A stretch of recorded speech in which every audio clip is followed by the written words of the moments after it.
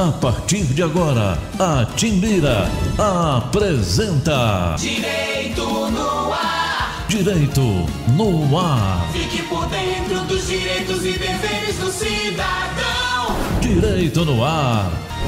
Na Rádio Timbira. No ar, Heraldo Moreira, comunicando. Olá, meus amigos e minhas amigas do Direito no Ar, programa que é fruto da parceria entre a Rádio Timbira, a Associação dos Magistrados do Maranhão e o Instituto Mérito. A Rádio Timbira, você sabe, é a emissora oficial do Estado do Maranhão, sendo vinculada à Secretaria de Comunicação Social, cujo secretário é o jornalista Ricardo Capelli.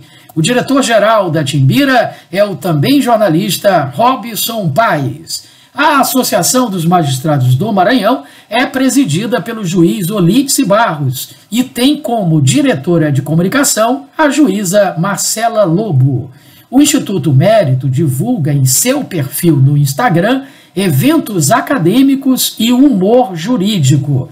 Os eventos servem para aqueles que precisam de certificados de atividades complementares para fins de graduação. Lembramos que o Direito no Ar é gravado e sempre tem, em seu primeiro bloco, entrevistados falando sobre um determinado tema de interesse dos nossos teleouvintes. Hoje, 20 de agosto de 2022, iremos tratar aqui na gravação do programa Direito no Ar do tema Maria Firmina dos Reis e o cotidiano da escravidão no Brasil, com nada mais, nada menos do que o autor da obra que leva a esse título, o magistrado estadual, Dr. Agenor Gomes. Dr. Agenor, é um privilégio tê-lo conosco no programa Direito no Ar. Agradeço mais uma vez pela disponibilidade do seu tempo.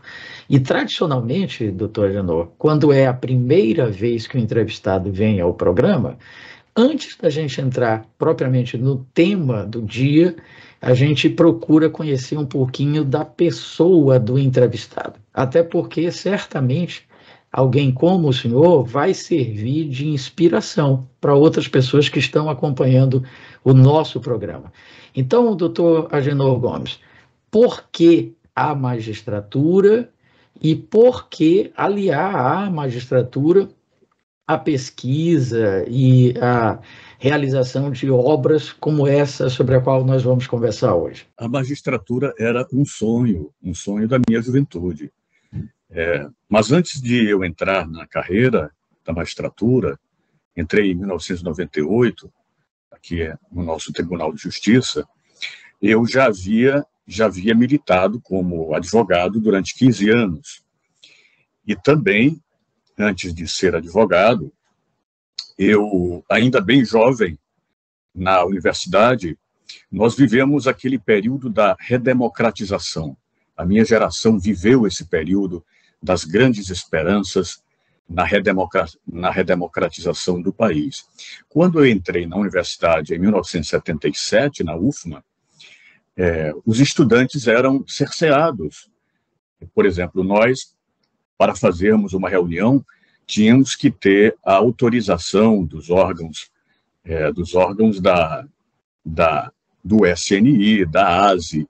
A ASE era um departamento do SNI, do Serviço Nacional de Informação da Ditadura, dentro da universidade. Então, em 1977, nós entramos sob o AI-5, ainda vigia em 1977 o AI-5. E as dificuldades enormes para os estudantes realizarem com liberdade suas reuniões, seus festivais, mas era esse o período. E nós vivemos esse período da redemocratização, das primeiras manifestações contra a ditadura, e eu fui levado, depois que eu me formei em 1982, depois que eu me formei, eu fui levado por este ambiente, por este clima da redemocratização, a ter uma militância política, então, por algum tempo. Então, eu fui militante político na minha cidade de origem, que é Guimarães, e conseguimos a eleição de prefeito. Eu tive o grande prazer de de poder servir a minha cidade, servir a minha gente. É uma pessoa que sai de uma cidade pequena, né? Guimarães, por exemplo, tem 5 mil habitantes. A cidade, o município todo tem 12 mil, uma cidade pequena. E então, um filho que volta, teve a oportunidade de estudar em escola pública, em Guimarães, depois voa a uma universidade pública, que é a UFMA. Nada mais justo do que voltar e prestar o seu serviço à sua cidade e à sua terra. Tive o prazer de fazer isso. Para mim, foi uma universidade, foi uma nova universidade, exercer durante 4 anos o mandato de prefeito da minha cidade natal.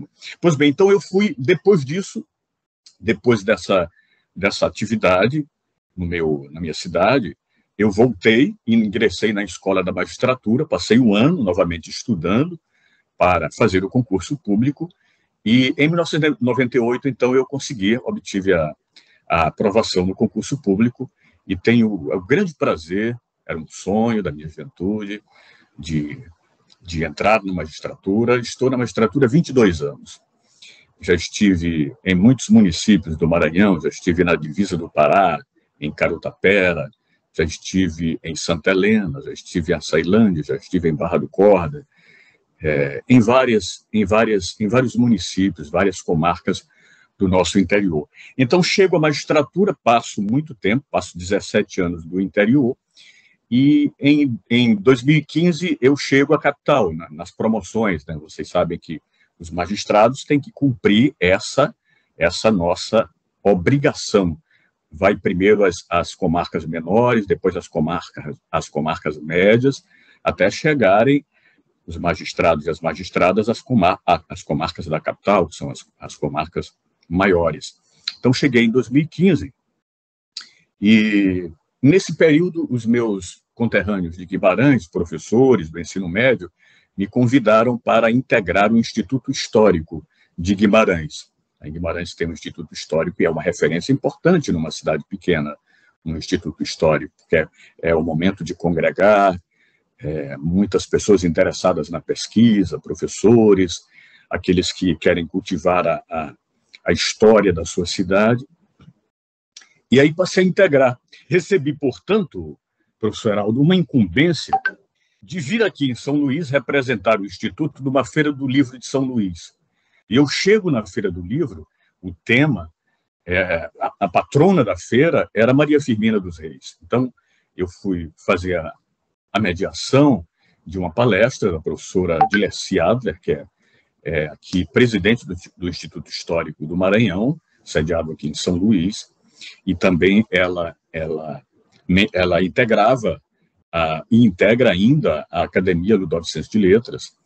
E aí eu vi nessa palestra, em que eu tive a oportunidade de ser moderador, havia pesquisadores da Universidade Federal do Maranhão, de universidades particulares, havia pesquisadores do Sul, do Centro-Sul, do Sudeste, aliás, do Sudeste e do Sul, e vi o grande interesse dos pesquisadores na vida de Maria Firmina lá em Guimarães. Havia, por exemplo, muitas obras já publicadas sobre a própria obra da nossa primeira romancista brasileira, mas eu senti um grande interesse dos pesquisadores em conhecer como era a vida de Maria Firmina lá no interior, lá em Guimarães. E isso, então, me motivou a começar a pesquisa. Respondendo à sua pergunta, isso me motivou a me dedicar a uma pesquisa. Essa pesquisa foi uma pesquisa de 3 anos. Eu fui aos cartórios do interior, fui aos cartórios de Guimarães, fui ao arquivo público, não, ao arquivo da Diocese de Pinheiro, que reúne muita documentação de todas as paróquias da nossa região, do litoral e da Baixada, e encontrei muito material, professor Heraldo, muito material. Isso é muito interessante porque a gente, como pesquisador, a gente sempre ouve, o Rui Barbosa, quando foi ministro da Fazenda, no primeiro governo da República, mandou queimar todos os documentos da escravidão. E não é verdade que queimou todos, porque, por exemplo, eu encontrei em Guimarães 3 livros de compra e venda de escravos. Está lá o livro de responsabilidade do cartório, da serventia extrajudicial de Guimarães, e pesquisei nele 3 livros de compra e venda de escravos. Então, nós vamos encontrar em muitas comarcas do interior, e o tribunal está tomando uma medida já vem tomando há muito tempo, uma medida muito rica para os pesquisadores e para a história, porque o tribunal está requisitando esses documentos históricos todos das comarcas mais antigas, Turiaçu, Guimarães, Caxias e tantas outras, para o seu arquivo existente aqui em São Luís, a fim de permitir que os pesquisadores tenham acesso. Então, o Tribunal de Justiça tem um excelente arquivo que funciona aqui no bairro da Alemanha e tem muitos documentos históricos, professor Aldo. Então, respondendo à sua primeira pergunta, é isto que posso lhe dizer. Como eu imaginava, uma história riquíssima, muito interessante. Eu fico imaginando, por exemplo, enquanto o senhor falava, me foram correndo aqui várias ideias. Primeiro, eu imagino cursar direito durante a ditadura militar, né? Como os professores tinham que fazer uma ginástica para isso, né? E os alunos também. Fiquei vendo também que o senhor é mais um daqueles que deixou a política para ingressar na magistratura. Tem os também que fazem o caminho inverso, né? Deixam a magistratura para ingressar na política, porque direito e política estão muito próximos, né? Especialmente quando feito com seriedade, com competência, com propósito, de fato. E terceiro, uma surpresa para mim, doutor Agenor, porque o pouco que eu conheço da Maria Firmina dos Reis, porque ela tem nome de escola, ela tem nome de rua, eu já morei inclusive numa rua no São Francisco, que é a Rua Maria Firmina dos Reis.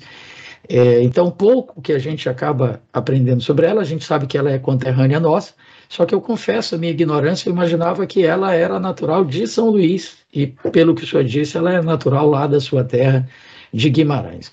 Enfim, muita coisa interessante já nessa sua primeira participação. Fazendo um adendo bem rápido, ela, na verdade, nasceu aqui em São Luís. Ela viveu 70 anos em Guimarães. E então, por exemplo, muitos pesquisadores achavam, inclusive o grande historiador Antônio Lopes, quando fez a anotação do livro do dicionário histórico do Maranhão, da província do Maranhão, naquele período, ele coloca que Maria Firmina nasceu em Guimarães. Então, muitos pesquisadores daquele período já achavam que Maria Firmina havia nascido em Guimarães. Mas aí o professor Nascimento Moraes, na sua pioneira pesquisa de 1973, 1975, sobre Maria Firmina, ele é aquele pesquisador que, depois de Maria Firmina, 100 anos no esquecimento, Nascimento Moraes Filho redescobre Maria Firmina dos Reis e publica o seu livro Maria Firmina, Fragmentos de uma Vida. Então ele consegue provar que Maria Firmina não nasceu em Guimarães, que Maria Firmina nasceu em São Luís. Bom, vamos lá, doutor Agenor Gomes, estamos conversando sobre a sua obra Maria Firmina dos Reis e o cotidiano da escravidão no Brasil. Temos muito a perguntar sobre a obra, sobre a Maria Firmina dos Reis, mas como o programa Direito no Ar, a proposta dele, doutor Agenor, é levar o direito de forma simplificada, fácil, para os nossos teleouvintes, que, claro, boa parte deles, por ser um programa jurídico, são operadores do direito, mas uma parte considerável também é a população ávida por conhecimento jurídico para, inclusive, conhecer os seus direitos e as suas obrigações. Que link, doutor Agenor, a gente poderia fazer entre essa sua obra e o direito, que é o foco deste programa? Eu lhe convidei porque eu imaginei que o restante do tema, né, o cotidiano da escravidão no Brasil, eu imagino que a Maria Firmina dos Reis, muito além da sua condição de primeira romancista brasileira, famosa pela obra Úrsula, ela também teve uma militância política, ela também teve uma importância para o direito. Essa leitura está correta, doutor Agenor? Isso, professor Aldo, é muito correta a leitura. Vamos ver, Maria Firmina, ela nasce em 1825, embora haja divergência sobre a data do seu nascimento. Isso é explicado, eu dedico um capítulo do meu livro a essa divergência na data do seu nascimento. Mas, respondendo à sua pergunta, professor Aldo, essa mulher que vive, por exemplo, ela nasceu aqui no bairro de São Pantaleão, depois vai morar na Rua do Alecrim, com a sua mãe e com a sua avó, que a sua avó era uma ex-escravizada, como a sua mãe também, a sua avó Engrácia e a sua mãe Leonor foram escravizadas. E essa mulher, filha de uma ex-escravizada, ela faz um concurso público aqui em São Luís para professora primária, numa vaga que abriu lá na Vila de Guimarães. Guimarães era uma vila nesse período de 1847. Ela faz um concurso e é aprovada. É a única professora aprovada desse concurso. Veja bem, professor Heraldo, em 1847, no Império, já havia concurso público para professora primária. E ela, então, faz esse concurso e vai morar em Guimarães. Ela tinha parentes a ela. Havia parentes dela em Guimarães, o seu tio martiniano, José dos Reis, morava em Guimarães, era casado, e ela, então, vai morar em Guimarães. Quando ela é aprovada, professor Heraldo, claro, a família de uma negra, filha de uma ex-escravizada, sente-se muito feliz com a aprovação da sua filha, da sua neta, da sua irmã, num concurso público. Ela é a primeira professora negra, Maria Firmina, da província do Maranhão. Antes, apenas professoras brancas tinham acesso ao concurso público. Mas Maria Firmina, então, faz esse concurso, ela consegue a aprovação, e a família toda muito contente, a sua mãe, Leonor, quer, então, que ela vá receber a sua nomeação no Palácio do Governo, que é esse palácio ali, né, que depois começou a se chamar Palácio dos Leões, depois que botaram os leões lá na frente. Mas ela precisava ir ao Palácio do Governo para receber a sua nomeação, e a mãe deseja que ela vá de táxi. O táxi da época, professor Heraldo, era assim, era um palanquim, o maranhense chamava palanquim, o carioca chamava liteira. Era uma liteira, né, uma liteira com uma cadeira estufada, com cortinas bonitas, esse era o táxi. Só que esse táxi, professor Heraldo, era carregado, era uma grande caixa de madeira com uma cadeira dentro, e essa pessoa, então, que alugava o táxi, sentava-se ali para usar o transporte. Só que esse táxi era carregado por duas pessoas escravizadas. Duas pessoas escravizadas é que carregavam este palanquim, esta liteira. Então, olhe lá o primeiro ato político, o primeiro gesto político da professora de 22 anos, Maria Firmina. Ela diz à sua mãe, mesmo a família muito contente, negro não é animal para se andar montado nele. É o primeiro gesto político da professora. Ela, então, não aceita ir de liteira, o palanquim, carregado por dois escravizados, e ela vai a pé do São Pantaleão até o Palácio do Governo receber a sua nomeação. É o primeiro gesto da professora. Mas vamos ver a relação com o direito. Professor Heraldo, em 1860, quando ela publica Úrsula, que é o primeiro romance escrito por uma mulher no Brasil, ela publica Úrsula, e nesse período o pensamento dominante da sociedade escravocrata de São Luís era este. Qual? A sociedade escravocrata acreditava que era, entre aspas, natural ter um escravo. Então, por exemplo, a gente, no primeiro momento, quando vai se falar da violência da escravidão, a gente imagina a escravidão nas roças, os chicotes nas roças, o escravizado sendo açoitado pelo seu serviço duro nas lavouras. Mas não era só nas roças. Nas cidades, nas vilas, e diferente, por exemplo, dos Estados Unidos, onde a escravidão se concentrava no sul, na Carolina do Sul, Alabama, aquelas... No Brasil, não. No Brasil não era só no Sul, no Brasil era de norte a sul, de leste a oeste, a escravidão em todas as cidades, em todas as vilas. Então, era este pensamento dominante. Então, o juiz da comarca tinha escravos. O promotor da comarca tinha escravizados. O professor da cidade tinha escravizados nas suas casas para fazer os serviços da casa, os chamados serviços domésticos. O vigário da paróquia tinha escravos. Então, veja bem, a sociedade toda, ela ficou introjetada com este pensamento de que era absolutamente, entre aspas, natural você ter uma pessoa escravizada. E Maria Firmina vai, então, remar contra a maré. Porque, por exemplo, lá em Guimarães, o professor que se chamava professor da cadeira do sexo masculino. Na época, meninos e meninas não podiam estudar juntos. Então, professor da cadeira do sexo masculino. Ele tinha escravizados. Eu consigo colocar no livro. Em Guimarães, o vigário tinha escravos. Eu consigo colocar no livro. O promotor tinha escravos. Mas Maria Firmina, não. Os parentes de Maria Firmina tinham escravos. Mas Maria Firmina não tinha escravos. Então, essa mulher, portanto, ela vai contra a grande maré do pensamento, entre aspas, natural da escravidão. E veja, professor, o justnaturalismo, né, ele dizia o quê? A escravidão, o escravo, é propriedade privada.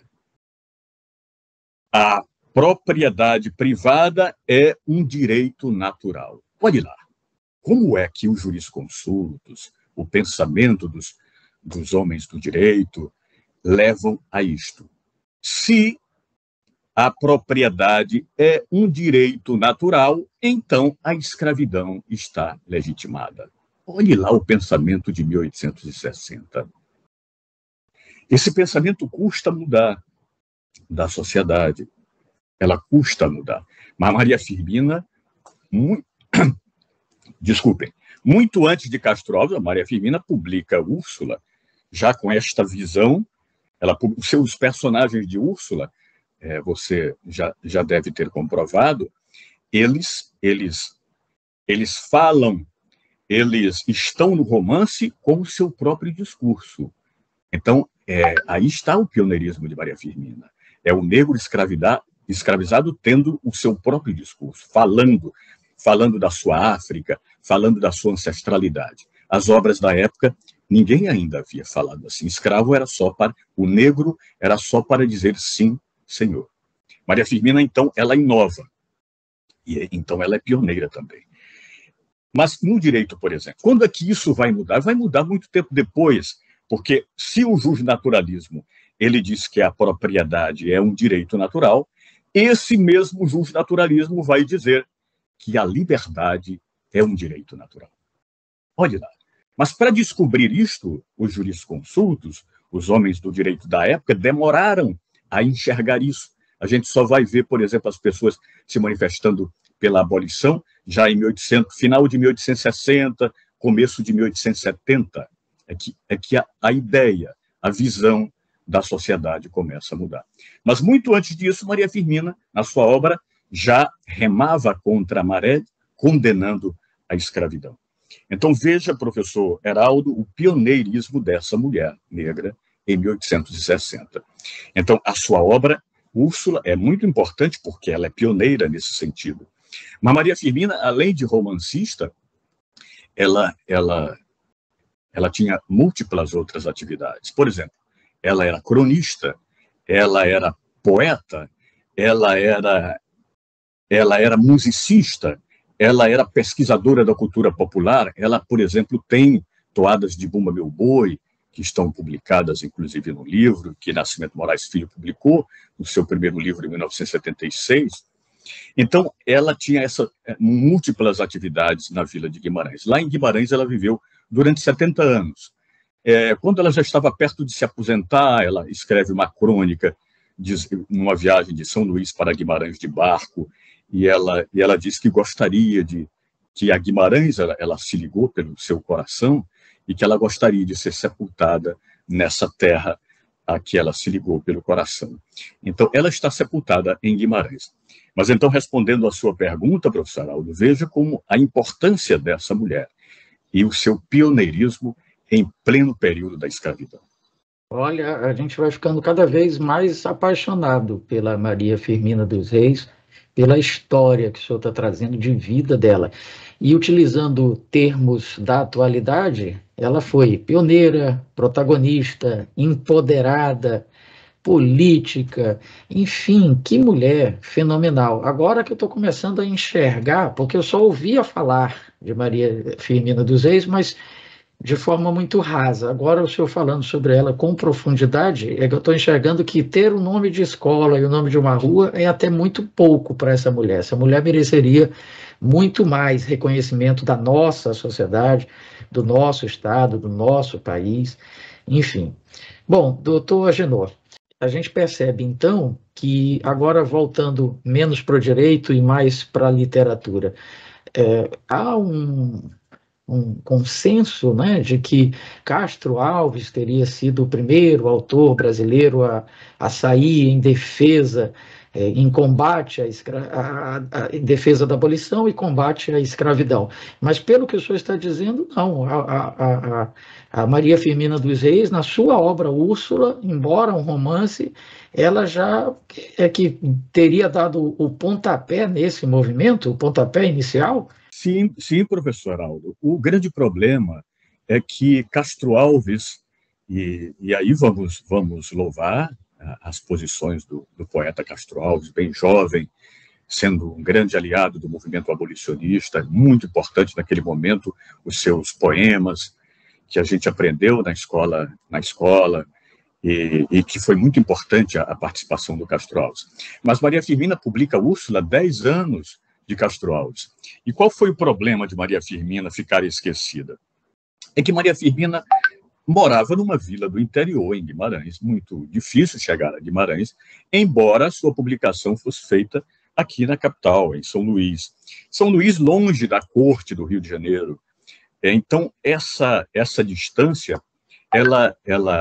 e o fato dela ser uma negra, mulher, mais ainda, toda essa discriminação, e com todo o pensamento da época, da eugenia dominante no final do século XIX, né, de que a mulher, e a gente sabe, né, todos sabemos que os intelectuais da época, vamos dar um exemplo do intelectual que tinha muita ascendência sobre os intelectuais brasileiros, como Schopenhauer.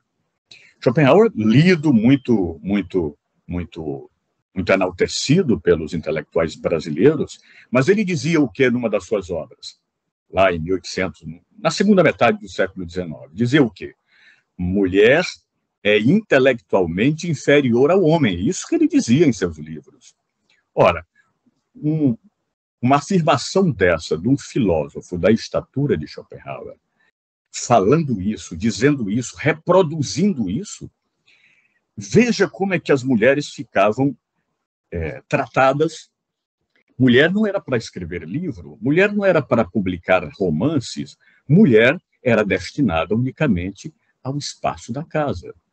Era esse o pensamento, inclusive, dos intelectuais. Outra barreira que enfrentou Maria Firmina, a eugenia, que foi muito divulgada no final do século XVIII e começo do século XIX. O que achavam muitos estudiosos da época? Achavam que o negro, pela sua condição étnica, era inferior ao branco. Isso foi divulgado por muitos intelectuais brasileiros, inclusive. Essa barreira que foi criada, absolutamente equivocada, e isso Maria Firmina enfrentou, né? Mesmo com tudo isso, a barreira contra a mulher e a barreira contra a negra, ela publicou o seu livro Úrsula, ela publicou depois, em 1871, o seu livro de poemas Cantos à Beira-Mar, e ela estava todo o tempo, em todos esses anos, ela publicava seus poemas nos jornais de São Luís, no Publicador Maranhense, no Diário do Maranhão, todos aqueles jornais da época, ela continuava publicando seus poemas e as suas crônicas. Então, ela tem essa participação com relação a Castro Alves, ela antecede Castro Alves na condenação à escravidão, antecede em 10 anos, professor Heraldo. Maravilha. Doutor Agenor, a conversa está muito interessante, muito gostosa, muito rica, muito elucidativa, mas infelizmente a gente tem uma limitação de tempo. Vamos ter que marcar outras oportunidades para continuarmos esse debate e acrescentando, claro, outras questões, inclusive de natureza jurídica. A gente poderia discutir, por exemplo, o resgate histórico de tudo isso com o combate ao racismo estrutural, as políticas de cotas, enfim, tem muitos desdobramentos. Mas agora, para finalizar a nossa conversa deliciosa, eu queria que o senhor nos dissesse como adquirir a sua obra e aproveitasse também o espaço para fazer as suas considerações finais. Muito obrigado, professor Heraldo. Eu quero agradecer mais uma vez a oportunidade que o senhor me deu de estar aqui falando para muitas pessoas. Fico muito contente. A obra Maria Firmina dos Reis e o Cotidiano da Escravidão do Brasil, ela é uma biografia de Maria Firmina.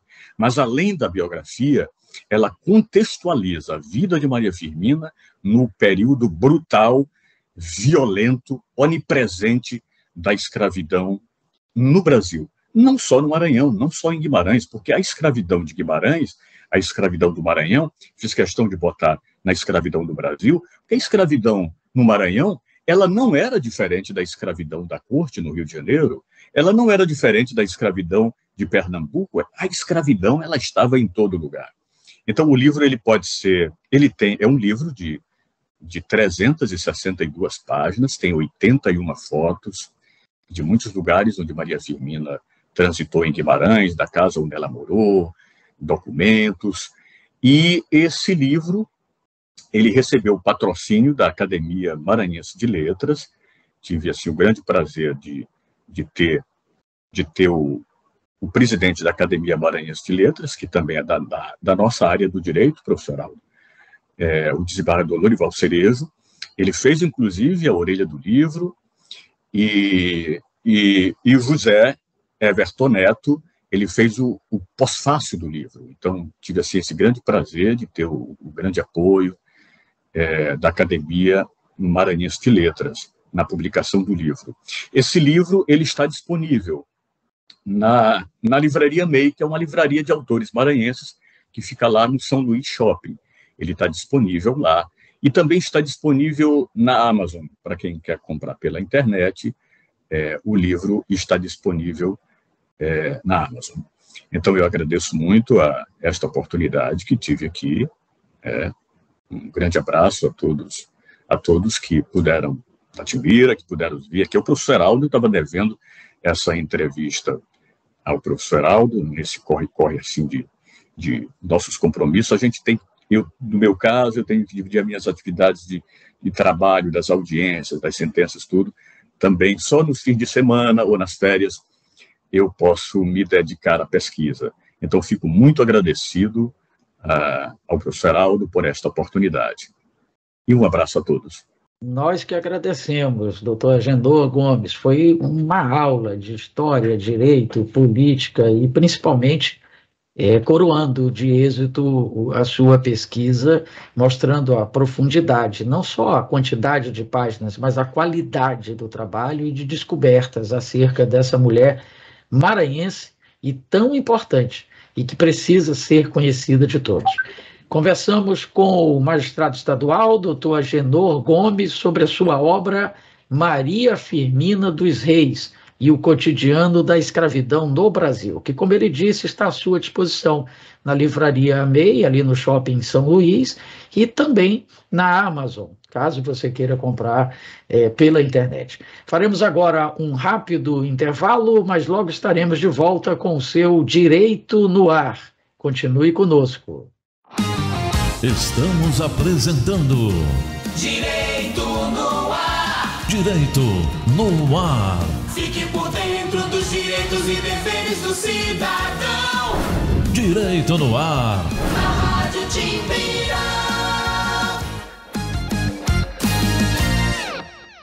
Uma mentira repetida 1000 vezes vira verdade? Não! É falso que o Supremo tenha tirado poderes do presidente da República de atuar na pandemia. É verdadeiro que o STF decidiu que União, estados e prefeituras tinham que atuar juntos, com medidas para proteger a população.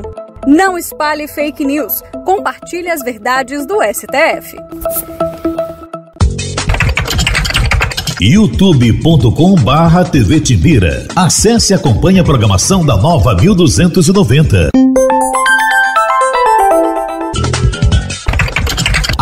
@Rádio Timbira, no Facebook, Twitter e Instagram. É a Nova 1290 no seu computador ou smartphone. Estamos de volta. Direito no ar. Direito no ar. Fique por dentro dos direitos e deveres do cidadão. Direito no ar. Na Rádio Timbira.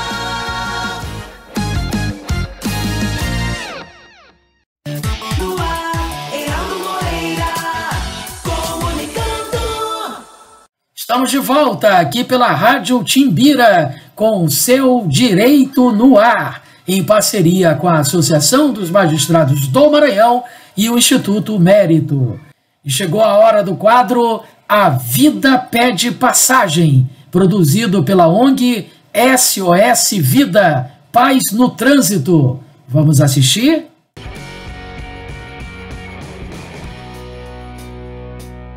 Bom dia, teleouvintes do programa Direito no Ar. Sou José Martinho, integrante da SOS Vida pela Paz no Trânsito. No Vida Pede Passagem de hoje, o tema é sinalização de trânsito. O capítulo 7 do Código de Trânsito Brasileiro, nos seus 10 artigos, ele vai falar a respeito da sinalização de trânsito. Sinalização de trânsito, esta que tem como objetivo garantir a utilização adequada das vias, bem como possibilitar uma melhor fluidez e também uma maior segurança para os veículos e pedestres que nelas circulam. Então, em virtude disso é que o artigo 80 ele vai dizer que sempre que necessário será colocado ao longo da via a sinalização prevista neste código e em legislação complementar, destinada tão somente a condutores e pedestres. E aí ele vai dizer que é vedada a utilização de qualquer outra. Esse vedada a utilização de qualquer outra parte do princípio da legalidade, que não pode ser colocado uma sinalização de qualquer forma. Por isso que a resolução 160 do CONTRAN, ela vai aprovar o anexo 2 do Código de Trânsito Brasileiro, que vai normatizar a sinalização de trânsito e o uso adequado desta sinalização. Então é importante que nós estejamos atentos quanto a estas normas para que nós possamos cumprir da melhor forma possível. Então os sinais de trânsito, eles se classificam em verticais, horizontais, dispositivos de sinalização auxiliar, luminosos, sonoros, gestos do agente de trânsito e do condutor. Então assim é classificado a sinalização de trânsito. E também ela tem uma ordem de prevalência, onde as ordens do agente de trânsito, ela prevalece sobre as normas de circulação e outros sinais. E aí depois as indicações do semáforo sobre os demais sinais e as indicações dos sinais sobre as demais normas de trânsito. Então, diante de tudo isso, é importante para a nossa segurança nós estarmos observando a ordem de prevalência, conhecendo a classificação da sinalização de trânsito e mesmo quando não houver sinalização de trânsito, que nós estejamos atentos à norma de circulação e conduta, a fim de que possamos garantir um trânsito mais seguro e não gerar acidente. Então, esse é o apelo da SOS Vida pela Paz no Trânsito, que todos nós possamos lutar e preservar um trânsito mais seguro.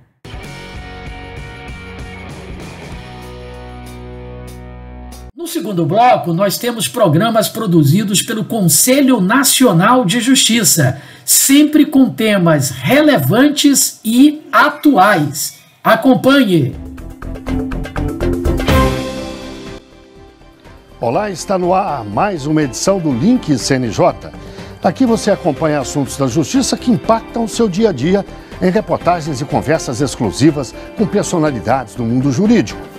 E hoje vamos falar do papel da justiça na garantia dos direitos de povos indígenas, inclusive e principalmente do acesso dessas comunidades ao judiciário. O Tribunal Regional Federal da Terceira Região, que atende São Paulo e Mato Grosso do Sul, editou uma recomendação para orientar a magistratura sobre como tratar casos que envolvem os povos indígenas. A recomendação determina o cumprimento de decisões do CNJ, como a nomeação de intérpretes para línguas indígenas e a realização de perícias antropológicas. As decisões do CNJ estão na Resolução 454 de abril deste ano e são fruto de um amplo debate nacional conduzido por um grupo de especialistas. Esse grupo, que foi realmente muito de gente muito experiente, o grupo que formulou essa 454 e que detalhou justamente a importância do que se pode chamar de interculturalidade, quer dizer, um tipo de justiça que se harmonize, né, com as formas de organização social, como eu disse, que estão reconhecidas também na Constituição Federal. Uma outra coisa que fizemos nesse grupo, paralelamente, foi formular propostas de currículos para ensinar nas escolas de magistrados ou nas universidades, para que sejam conhecidas, mais conhecidas, né, as normas, né, que vêm do direito indigenista. A resolução é dirigida a todos os quase 900 mil indígenas do país. São 305 etnias, falantes de 274 línguas. 80 Uiçapá, Tabata, Cuicoro. Esses povos também vão ser beneficiados por outra resolução do CNJ, a de número 287 de 2019, que estabelece procedimentos para lidar com indígenas acusados, réus, condenados ou privados de liberdade. Entre as normas está o respeito pelas práticas de justiça dos povos indígenas e seus métodos tradicionais para a solução de conflitos. Para falar sobre o assunto, eu converso agora online com Rafael Modesto dos Santos, advogado do Conselho Indigenista Missionário, com Juliana de Paula Batista, advogada do Instituto Socioambiental, e ainda com Cristiane Baré, advogada da Coordenação das Organizações Indígenas da Amazônia Brasileira. Muito obrigado aos três pela participação aqui no Link CNJ. Eu começo com uma pergunta para a Cristiane. Você, além de advogada do povo Baré, é também uma filha do povo Baré. Eu lhe perguntaria qual é a situação desse povo e dos povos indígenas brasileiros, em geral, em relação ao acesso à justiça, à garantia dos seus direitos. Então, eu sou Cristiane do povo Baré, ali do município de São Gabriel da Cachoeira, no Alto Rio Negro, aqui no estado do Amazonas, né? Atualmente, nosso povo vive nessa região e temos nossas terras demarcadas. Porém, num contexto geral de todos os povos indígenas do Brasil, a população indígena ainda tem dificuldade do acesso à justiça, né? Primeiro, por um, vamos dizer assim, um modelo jurídico que não foi criado por nós, né? Muitos povos não entendem muito bem de como se tem acesso a essa justiça, e muitas vezes até pela questão da língua, né? Que muitos não podem falar sua língua lá dentro, porque não são entendidos, então é muita dificuldade desse acesso à justiça aos povos indígenas, né? Esse é um modelo que veio lá da Europa para a gente, aqui imposto, e que não foi, vamos dizer assim, construído, né, junto com as populações indígenas.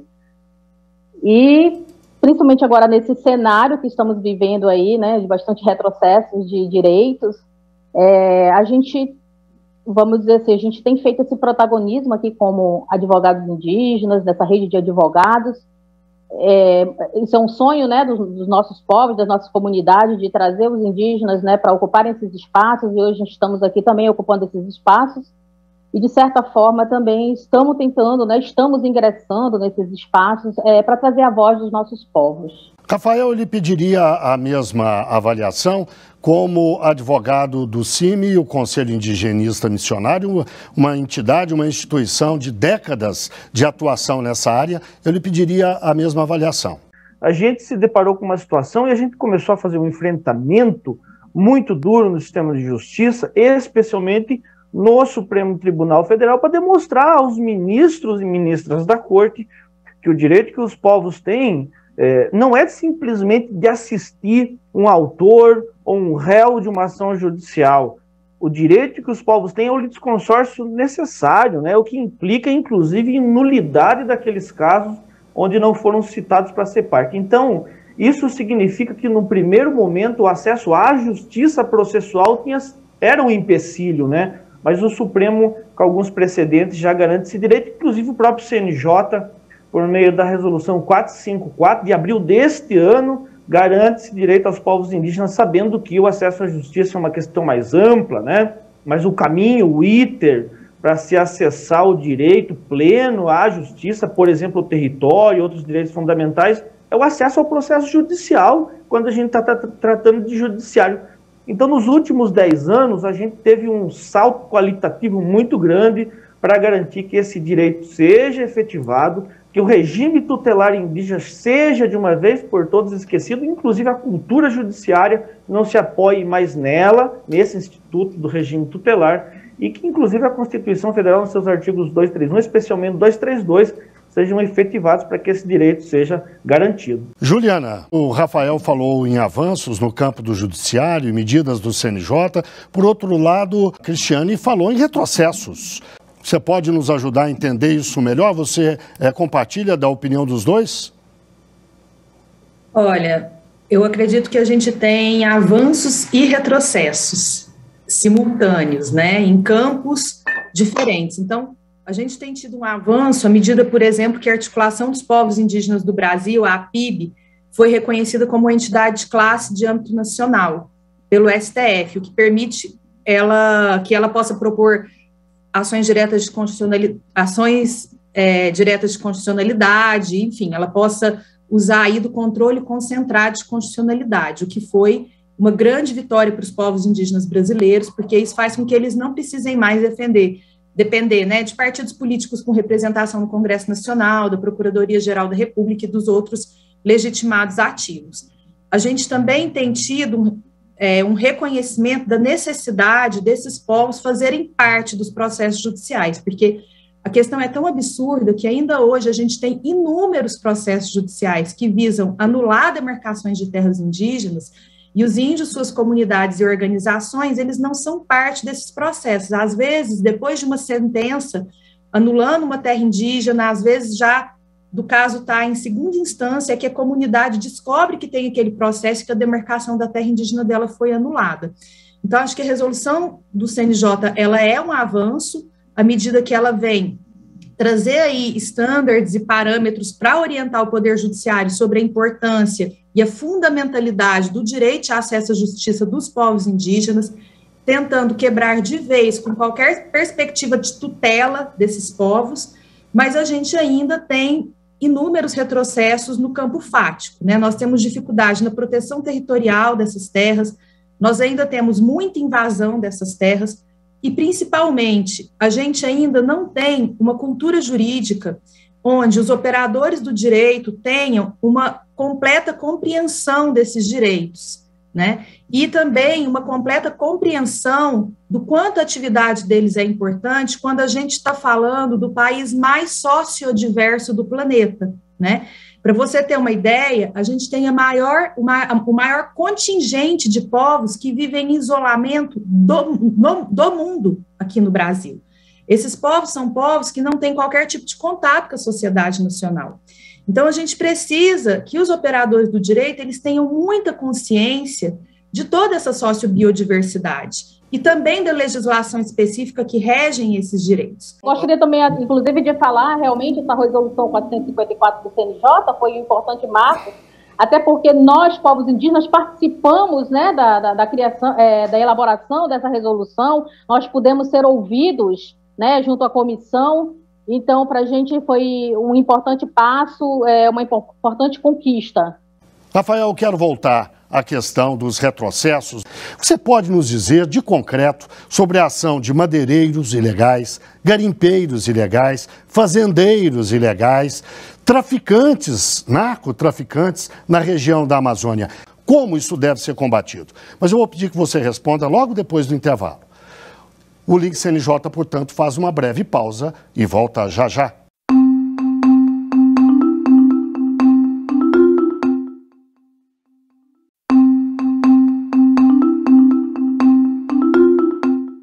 O Link CNJ está de volta. Hoje falamos do papel da justiça na garantia dos direitos de povos indígenas.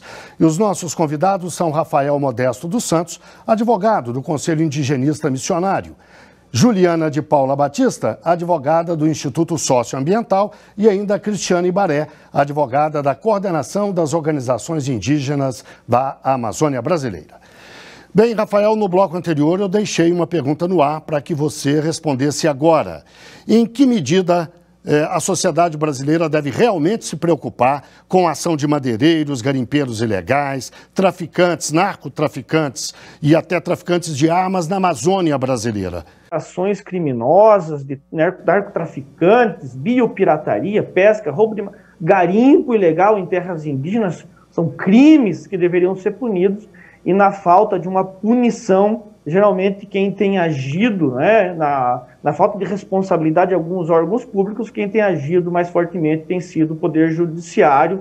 E a gente aguarda, espera que o sistema de justiça, envolvendo a Defensoria Pública da União, o Ministério Público Federal, as organizações indígenas, as comunidades indígenas, né, também fazem parte desse sistema e que esse sistema funcione para punir os responsáveis e para garantir que essas terras indígenas sejam protegidas, fiscalizadas e que ninguém mais morra em função disso.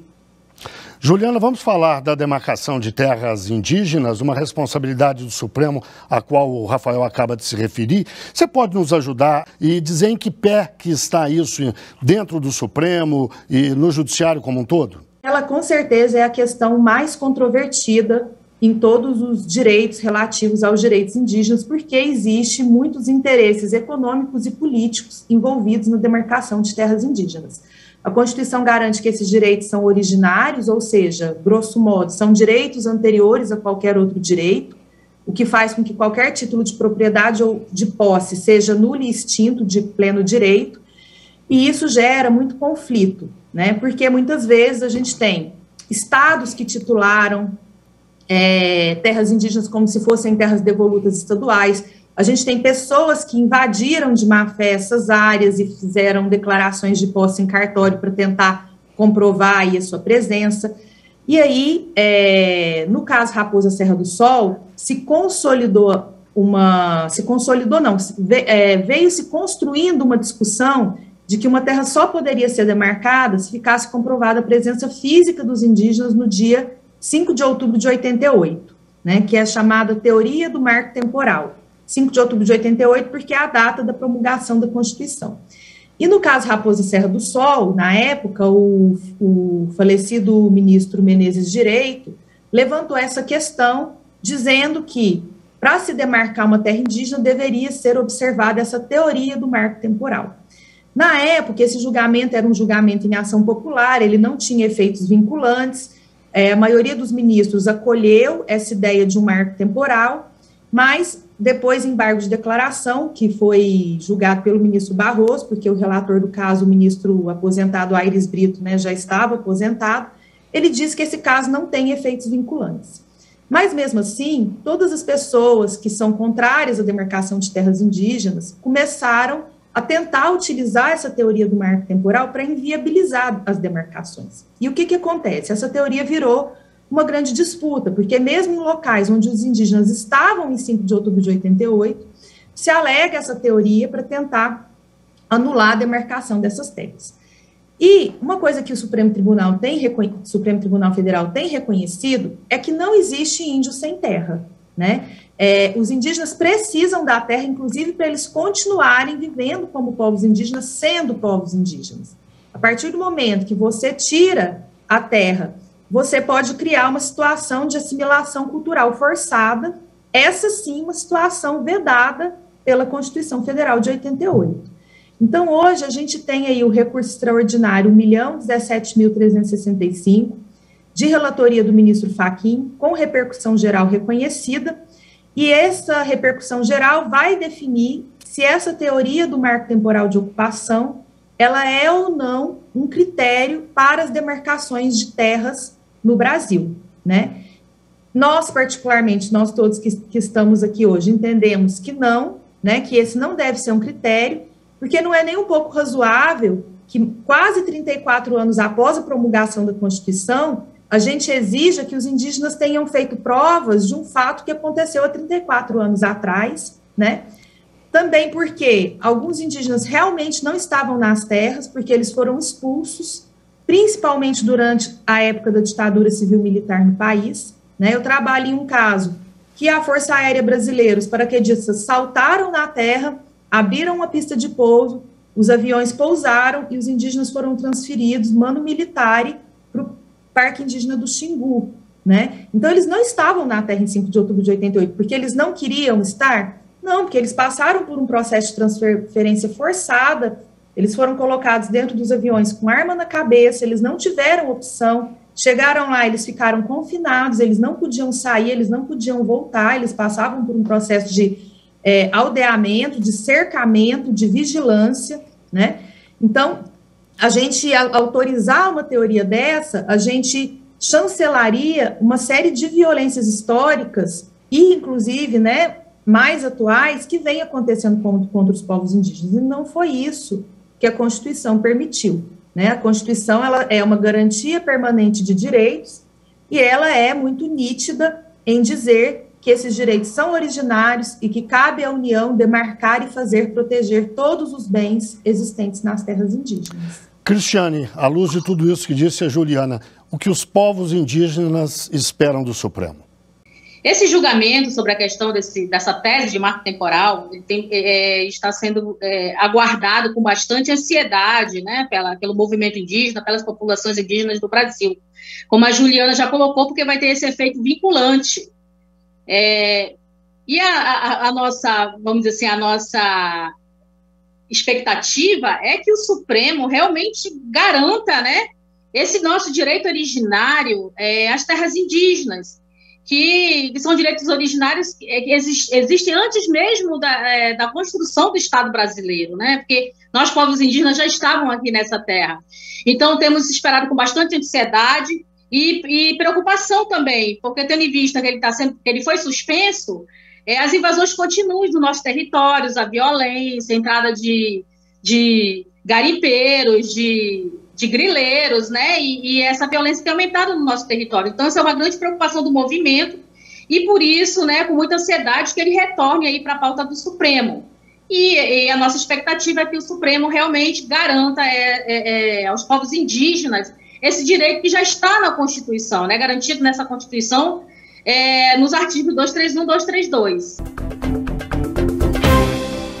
E a gente lembra que, caso você queira participar do nosso programa, apesar dele ser gravado, você pode fazê-lo com suas críticas, dúvidas ou sugestões pelo nosso e-mail amaimprensa@gmail.com.